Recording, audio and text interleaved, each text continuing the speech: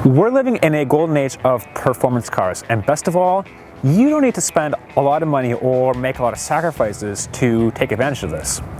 First things first, please excuse the shades. It's the only sunny day in Ontario. We gotta take advantage of it. Now, normally I bring Brian Harper along for the ride so he can tell me why I'm wrong. But you know what? Today we have Paul Choi. And not only am I not Brian Harper, I've got the better car, the 2016 Volkswagen Golf GTI. Paul, I like you, man, but you're wrong. I've got the 2016 Mini Cooper Clubman S, and you know what? For the price, it's actually really fun.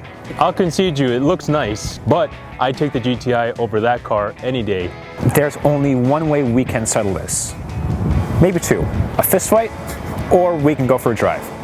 I'd take the drive over the fist fight, but if you want to go, I'm up for duking it out. Let's go for a drive first. You know, this car feels better dampened. I think the suspension's a little bit more comfortable. It doesn't go ham on being exceptionally fun to drive because when you're not on the gas, the exhaust is pretty subdued. There's very little road noise. It can have fun when you want it to.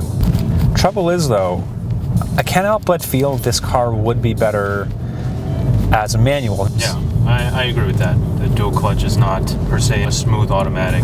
Another area the GTI takes it is the interior. It feels well built and there's hardly any squeaks in the cabin. The cargo space, because it has a spare tire in the back, it's kind of a shallow trunk. So the GTI has the better interior. Yep. And it's pretty fun for what it is. Yeah. Just as a daily driver, there's just a lot more features that you can play with. CarPlay's a huge thing. But it just doesn't have personality. Let's check out the Mini, see what it's all about. This is not a GTI. It's not. This is a Mini Cooper S Clubman. It's a long name, but I think it's infinitely more fun. It falls short in horsepower and torque, but because of this car's personality, it feels like a lot more. The manual makes it a little bit more fun. It's a lot louder, which is a blessing and a curse because this thing does have more road noise. I do like the lights. It's kind of cool when you're going in sport mode. I'll say that if you're looking for practicality and kind of a family car, this definitely has way more cargo space in the back.